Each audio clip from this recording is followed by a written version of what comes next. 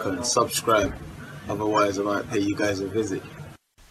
Now, if everything goes well on July the 28th at the O2 Arena for Dillian Whyte versus Joseph Parker, and everything goes correct for September the 22nd at Wembley Stadium for Anthony Joshua versus Alexander Povetkin, then come April the 13th at Wembley Stadium in front of 100,000, we could see a rematch between Anthony Joshua and Dillian Whyte for the unified world titles.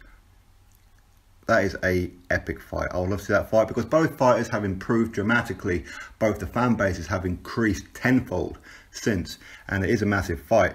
So that'll be something to look forward to, that is for sure. Now, for those who don't know a little bit about their history, Dillian Whyte, he only had 5 or 6 amateur fights, and before he got forced into turning pro, he had no choice but to turn pro because of his kickboxing background, so they forced him into the pros. But his very first amateur fight was against Anthony Joshua, and he put Anthony Joshua on his backside in that fight and won.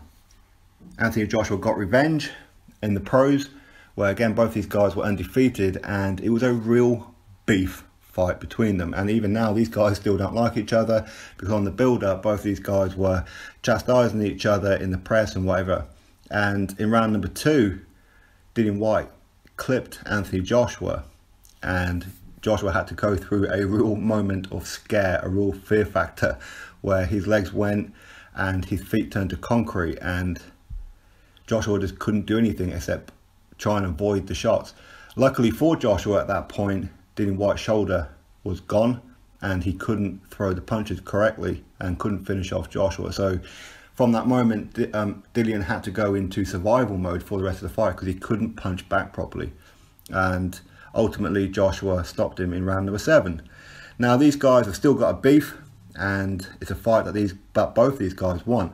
And it will be an epic fight. It really, really will. As everybody knows, Dillian Whyte is my favourite heavyweight, and I can't wait for it, to be truth. I really can't wait for it, and I'll be super, super excited.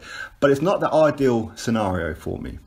I have to be perfectly honest about it. It's not the perfect scenario for me because, first of all, I like both guys, and as much as I do want to see these two fight, there's part of me that doesn't, of course. But the ideal situation would be for one of these guys to take on Deontay Wilder for the WBC title. In a perfect world, from my point of view, it will be Dillian Whyte take on Deontay Wilder. I believe that Dillian Whyte will walk through Deontay Wilder and become WBC champion, then have a huge undisputed fight between Joshua and Dillian Whyte. But that's unlikely to happen. Why? Because Deontay Wilder, and let's be truthful about this one, has avoided both of these guys on numerous occasions. He had the golden opportunity. All he had to do was put his pen to the contract and sign, and the fights would have been on. The fights would have been done, all that kind of thing. And Joshua would not be fighting Povetkin next at Wembley Stadium. He would be fighting Deontay Wilder in October at the Principality Stadium in Cardiff, Wales. Likewise with Dillian Whyte, he offered Wilder a career high payday of 2-3 times his highest ever payday, and Deontay Wilder ducked him. And that's the truth of it. I know people don't like hearing it, his fans, but that is the absolute truth of it. Dillian Whyte is an avoided heavyweight, more so by Wilder. Now people say, well, Joshua and Dillian Whyte both avoided Luis Ortiz, but Deontay Wilder fought Luis Ortiz and beat him. Now again, a real quick over one for those who just believe the narrative of these hater channels over there, which we'll get into in a minute. But with Luis Ortiz against Anthony Joshua, Joshua beat Vladimir Klitschko to unify. He was already IBF world champion. He then added the WBA championship by beating Vladimir Klitschko, which was vacant at the time. Luis Ortiz was the mandatory for the WBA, and he was mandatory for that longer than what Kubrat Pulev was for Anthony Joshua's IBF title. But because Joshua already held the IBF first, the rules are that he must face the IBF champion before the WBA or he'll get stripped. So he set up a fight with Kubrat Pulev, and he said to Luis Ortiz, I'm going to get my IBF mandatory out the way with Pulev, and then you are next. I will give you a contract right now guaranteeing you that we will fight next, as you are my mandatory. Luis Ortiz said no and opted to go and fight Deontay Wilder. Ultimately, that original fight fell through because he didn't put the high blood pressure medication on the forms. All this is documented. This is not me, some kind of protection Anthony Joshua story. This is all fact. Okay? So Luis Ortiz against Anthony Joshua was an option. All he had to do was wait. He could have fought a bum. He could have fought... In fact, he was even offered to fight on the undercard of Anthony Joshua. And he was given a bunch of names that they could fight. One of those names was Dillian White. Dillian White said, I want to fight Luis Ortiz. Luis Ortiz didn't want it. He wanted to fight Deontay Wilder. His thinking was, I fight Wilder, I get the WBC, I can then have a unification against Joshua, big money. In principle, it's the smart thing to do. But it didn't work out for him. Ultimately, he failed the PED test by not putting or not declaring the high blood pressure medication, and everything else is history. Okay, because of that, he then got suspended by the WBA, which I disagree with. That's my honest opinion. I disagree. The WBA should not have suspended him. If the WBC didn't, then they shouldn't have. I know that they both have to use VADA and they go through their rules, which should be identical. But because the WBC didn't suspend him, the WBA also should not have. And I didn't agree that Eddie Hearn and Anthony Joshua got onto the WBA and said that he shouldn't be the mandatory no more because of this. And for the fact he pulled himself out of the fight by fighting for Wilder. Him pulling out of the fight to fight Wilder is fair enough, because had he have won or lost, then automatically you lose your WBA ranking anyway. So you have pulled yourself out. It's not their fault that the fight didn't take place. So that bit I can kind of agree with, but for the PED bit, no, he shouldn't have been suspended. That's just my opinion. And as I said, Dillian White did try to fight Luis Ortiz on a couple of occasions, and it just didn't happen.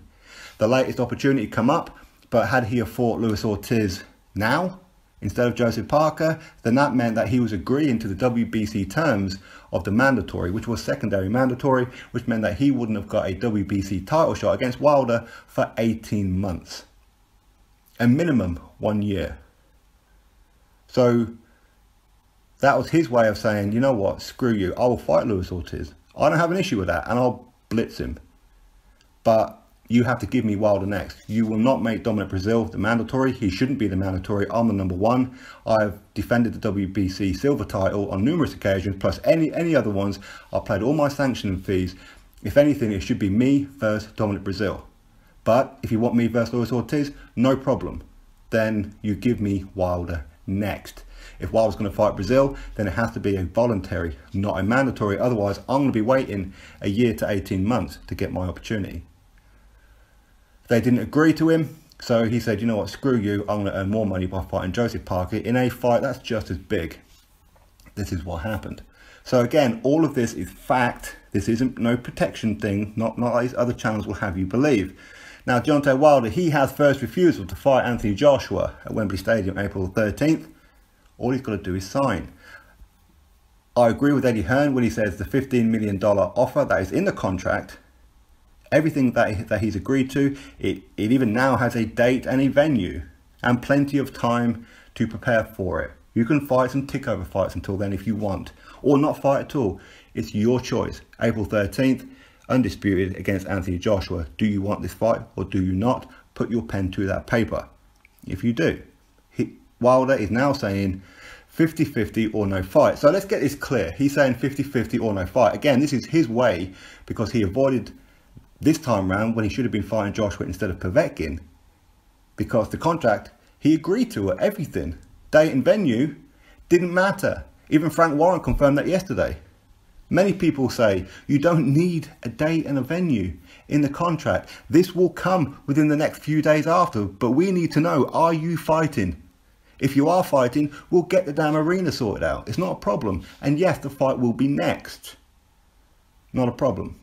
Also, the other problem was he wanted a rematch, even if he'd lost. Even though history shows that plenty of champions don't get rematches. Joshua has a rematch clause in all his fights. Why? Because he built up his profile. He had been around collecting all of the belts one at a time. People say that Tyson Fury is the true champion because he never lost them in the ring. I can't disagree with it. But, again, as much as I love Tyson Fury, equally as much as Anthony Joshua, Tyson Fury beat one guy for the title, for those 3 titles plus the IBO that Joshua now currently owns. Joshua not only beat the same guy that Tyson Fury did, but he dropped him a couple of occasions and stopped him. Joshua also had to go collect the other belts one at a time from other people. Undefeated Joseph Parker, undefeated Southpaw Charles Martin. So Joshua has exceeded what Tyson Fury's done in all truth, if we look at the facts of it. Okay, so again, if people say that Tyson Fury is a true champion, I don't disagree with it. He is the lineal champion, and I can't wait for that fight. And for me, I hope that as much as I want to see Dillian Whyte and Anthony Joshua, that April 13th, that Tyson Fury can improve between now and then, and maybe get that date for him versus Joshua. So April 13th, Anthony Joshua versus Tyson Fury. That would be ideal, while Dillian Whyte goes and fights Deontay Wilder. Then the winners have a huge undisputed on British soil, 2 British fighters. But this is all a dream. This isn't going to happen, is it? So, as I said, Deontay Wilder has the ideal opportunity, but as he avoided Dillian Whyte on plenty of occasions, his fanboy channels keep defending him over Anthony Joshua. How they can come out with some of these excuses and actually speak on camera and talk about this to the listening public, I will never know. But there's enough brain dead people out there who will believe them, because they don't look at the facts themselves. You can call me a Deontay Wilder hater all you like. In fact, people call me that I'm an American hater, which isn't true at all. Name me other American fighters that I chastise. I praise Errol Spence Jr., Jarrell Miller, Terence Crawford, the Charlos to a point. I do have little digs at them sometimes, but again, it's for the same reasons. I just want them to step up. Adam Kalinowski. I don't want Brazil. You know, we can go up and down the divisions. It's only Wilder I have an issue with, because I've been seeing it and I've been saying it for a long time. He avoids everybody. And these channels, they're not even Wilder fans, they're new. In fact, I was talking about Wilder when I first started my channel just over a year ago, before they were. If you look back on all the history of all these so-called Wilder fans right now, you won't find videos on them talking about Wilder. You won't find it. They're only talking about him now. Why? Because of Joshua. Joshua brings in eyes and ears and money. They are getting views, they're getting subs, they are getting super chats. That's why they're doing it. It's not for Wilder, not at all. The day Wilder loses is the day they throw him under the bus and stop talking about him. Just like they did with Rigondeaux. They threw Rigondeaux, poor Rigondeaux, under the bus.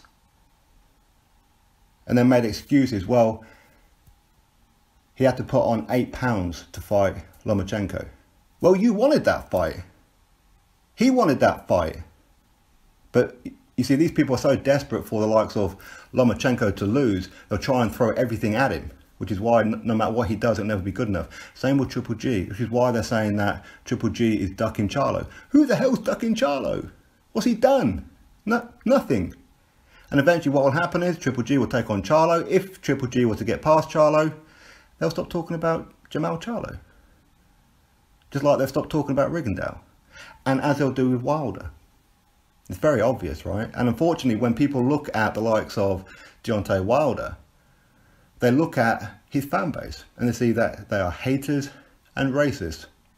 As in, I'm talking about like the channels. I'm not talking about all channels, of course not. I'm talking about all his fans. He's had some very loyal fans who's been with him since forever, before anybody knew about him. But these people who have a reputation of being racist, and I challenge you to go find these Wilder fan channels to find even a positive video on boxing in the last month. In fact, I'll give you 2 months. Go find one positive video from each of those channels and tell me which ones they are. Where in that entire video they didn't moan, they didn't complain. These people don't talk about boxing. But these are his fans now. And as I said, they're only doing it to get your views. That's what they're doing it for. They're haters. They're not boxing fans. They make up stories. They lie consistently. And they twist. Well, they will create a rumour and then twist it as if it's true. They come across as racist when it comes to Hearn. So they're not actually Wilder fans, not even Anthony Joshua haters. They're just Eddie Hearn haters, is what they are. And that's the facts of it. But either way, Anthony Joshua versus Dillian Whyte, I'd love to see. As I said, I'd love to see Dillian Whyte versus Deontay Wilder first, but that ain't happening. Deontay Wilder is scared to death of Dillian Whyte. Frightened to death of him. And he's made that very, very clear. I think anybody can see that. He had the ideal opportunity to become undisputed. Didn't do it. So what can you do? So now we have the possibility of Anthony Joshua against Dillian Whyte. I look forward to it. Dillian Whyte's my favourite fighter. And for this one time only, I'll be rooting for Anthony Joshua to lose. As much as I love Joshua, and you all know that I do. But Dillian Whyte is a guy who has been supporting me and my channel since day one. He is the reason why my channel rose as quickly as what it is. Because of Dillian Whyte. So he's always going to have my loyalty. Every single time. But when this fight comes around, I'm not going to do what these Wilder fan channels do. You see, I'm not going to be throwing Joshua under the bus. Like they do with every rival of their guys. They even throw their own Americans under the bus. In favour of Wilder. So when Wilder ends up losing, the likes of Big Baby Jarrell Miller, Dominic Brazil, Charles Martin, Kaunaki, and Andy Ruiz Jr. and all these guys that they've been throwing consistently under the bus, they can't talk about them because they've already thrown them under the bus. Whereas people like me, people like Hatman, people like Boxing Beats and Rhymes, and others, of course, we talk about other fighters and we support other fighters in the heavyweight division here in Britain. So when one of our guys loses, we still support them, but we're still talking about others. Look at Anthony Joshua versus Joseph Parker. Did you see a real hatred between the fans? There was a bit of rivalry at times, and yes, the occasional cock did come out from either side. But as a whole, the fans respected each other. The fans respected each other's fighter. And it will be the same with Joshua and Dillian Whyte. That's how it is. But as I said, Wilder, the biggest duck in the history of the heavyweight division. A more bigger duck than Riddick Bowe when he was given an opportunity to fight Lennox Lewis for a legacy fight. And a huge fight. He ducked him. So that is what it is. But if people want to carry on listening to these lying channels, go right ahead. There's nothing wrong with supporting Wilder. You should support him, you know. I mean, if you're an American, why not? But there's nothing wrong with supporting Brazil and Andy Ruiz Jr. and Jarrell Miller and Kaunaki and whoever else. Look at Errol Spence Jr. and Terence Crawford. People loved Crawford. People loved Errol Spence when they're in a different weight class. Now they're together. They've kind of chosen a side and thrown the other one under the bus. These people are not boxing fans. And that's the unfortunate truth of it. But Dillian Whyte versus Anthony Joshua will be an exciting fight.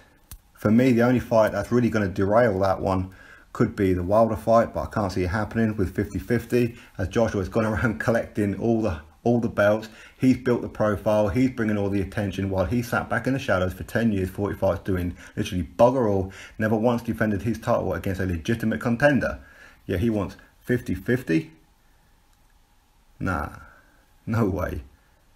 I hope Joshua freezes him out, is the absolute truth of it. Take on Dillian Whyte, take on Tyson Fury in April 13th. If Tyson Fury can get back to his old form, why not?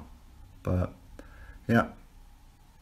First things first, Anthony Joshua needs to beat Povetkin, Dillian Whyte needs to beat Joseph Parker, and let's see where the dust settles. And let's see what happens. But for me, I'm excited about that fight. And if that fight gets made, excellent. I'm all in. I'm 2 feet in. I'm balls deep.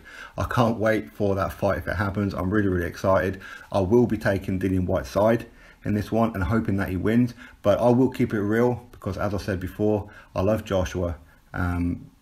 Like I do with Tyson Fury, like I do with every other British fighter. So we'll have to wait and see what happens. So anyway, drop your thoughts below.